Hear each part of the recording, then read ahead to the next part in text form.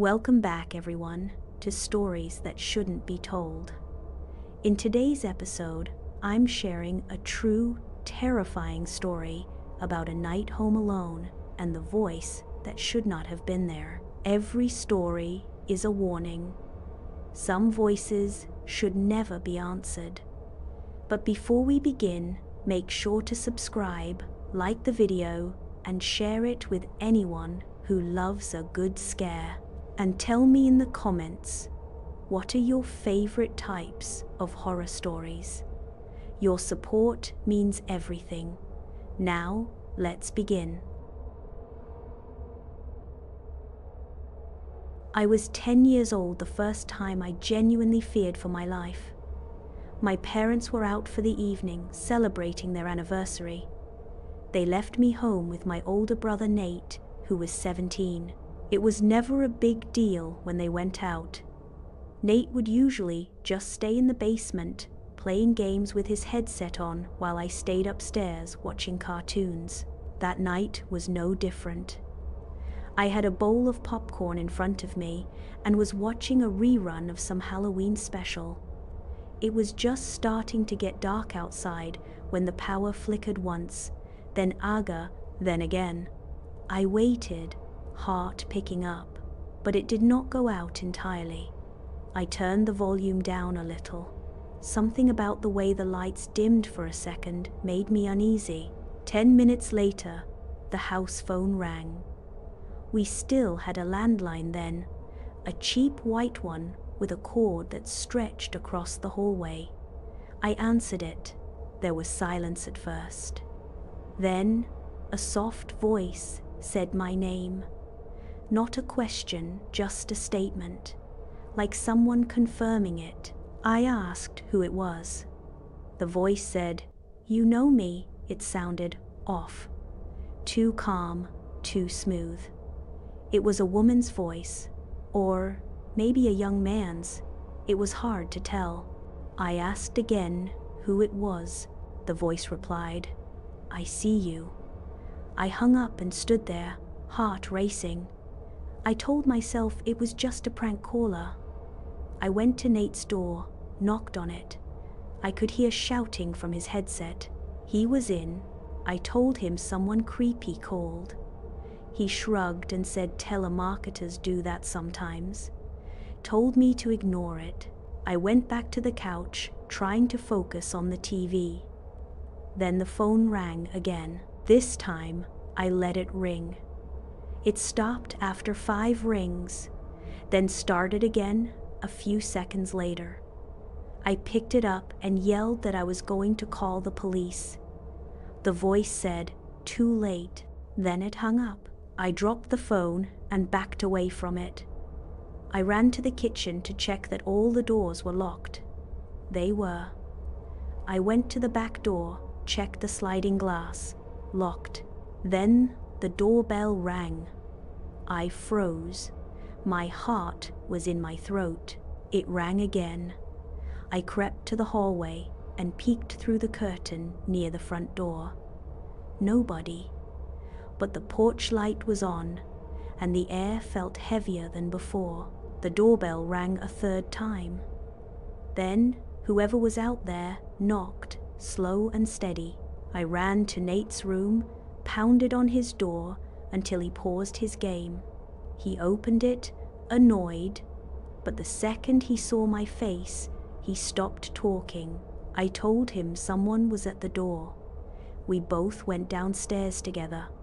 He turned on the porch light. Still no one. He opened the door and stepped outside. I begged him not to, but he walked around the porch and said no one was there. He told me to chill out and stop watching scary movies. We went back inside. He locked the door again. Then his cell phone rang. He looked at the screen and frowned.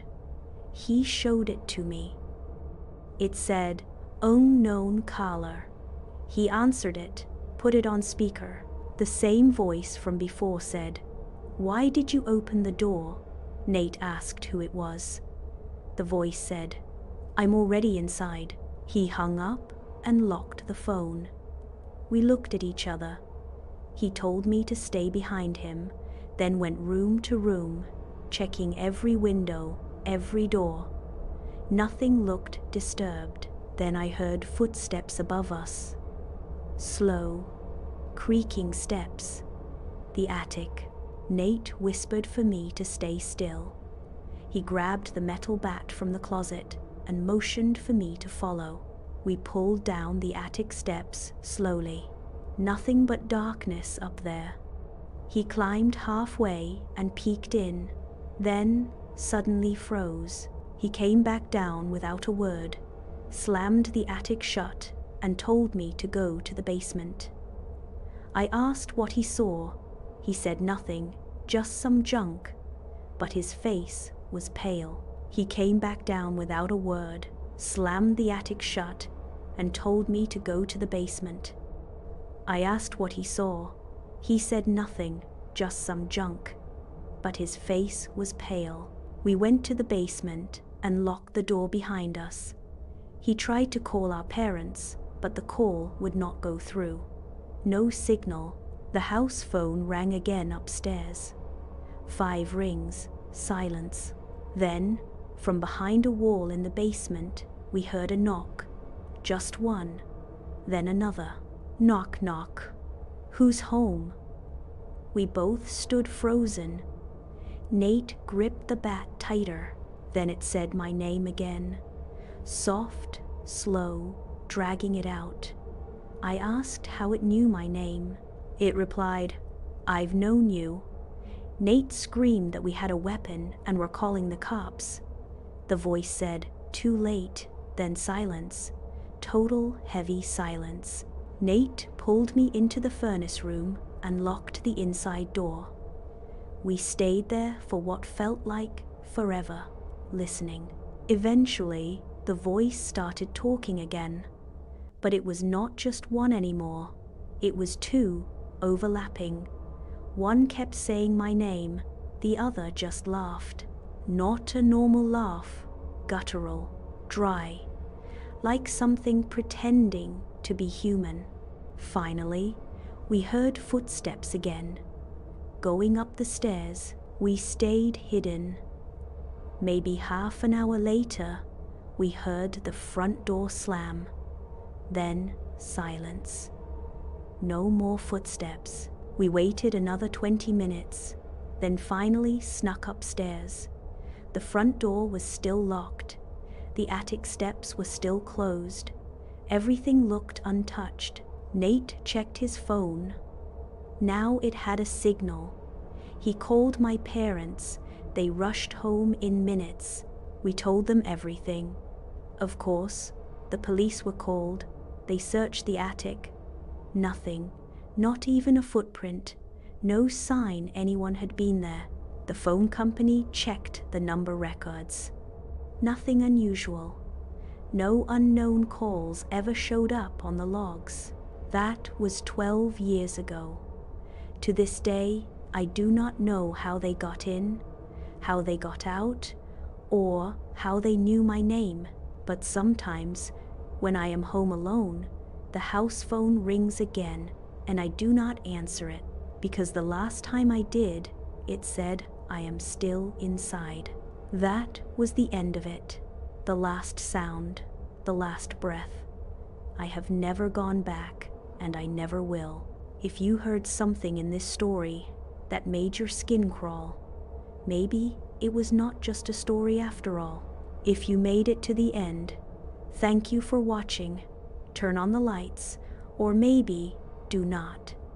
Like, share, subscribe for more true horror. Your support means everything. Stay scared.